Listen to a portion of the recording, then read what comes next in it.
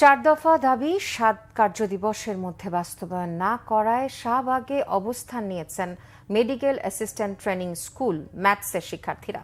স্বাস্থ্য মন্ত্রণালয়ের লিখিত প্রতিশ্রুতি অনুযায়ী ম্যাথস শিক্ষার্থীদের এসব দাবি পূরণের কথা ছিল। বেলা 11:30টার দিকে কারওয়ান বাজার এলাকা থেকে মিছিল নিয়ে শাহবাগের দিকে যান শিক্ষার্থীরা। দর্শক, সেখানে আছেন আমাদের বিশেষ প্রতিনিধি জিয়া খান, সরাসরি কথা বলবো তার সাথে। জিয়া, নিশ্চয়ই শুনতে পাচ্ছেন, শাহবাগ এলাকার পরিস্থিতি এখন কিরকম, আর এই যে দাবি দেওয়া, কি ধরনের দাবি দেওয়া আসলে শিক্ষার্থীদের? ধন্যবাদ ট্রিনা। আজকে বেলা 11:15টার দিকে এই শাহবাগে এসে অবস্থান নিয়েছে Bangladesh medical assistant training school এবং উপসহকারী কমিউনিটি মেডিকেল অফিসাররা। এবং আমার পিছন দেখতে পাচ্ছি তাদের যে অবস্থান, তাদের দাবি মূলত 4টি। তাদের প্রথম দাবি হচ্ছে 10ম গ্রেডের শূন্য পদে তাদের যে নিয়োগ সেটা নিশ্চিত করতে হবে। পাশাপাশি অন্য যে 3টি দাবি, তাদের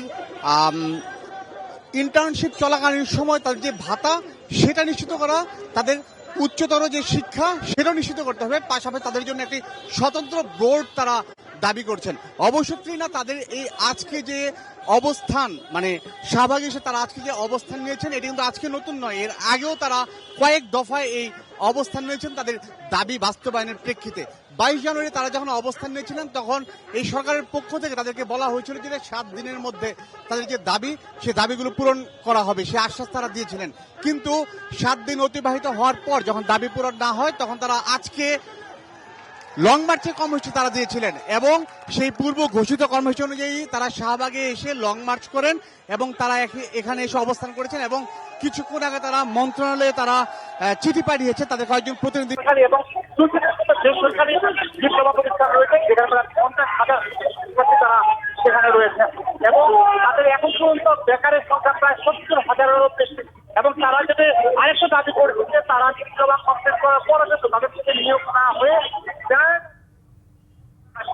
পাশ করার পরে যারা পড়াশোনা করেছেন তাদের সেখানে চাকরিতে নিয়োগ দেওয়া হয়েছে। এবং এই ক্ষেত্রে তারা স্বাস্থ্য মন্ত্রণালয়ের কিছু অসাধু কর্মকর্তাকে তারা দায়ী করেছেন।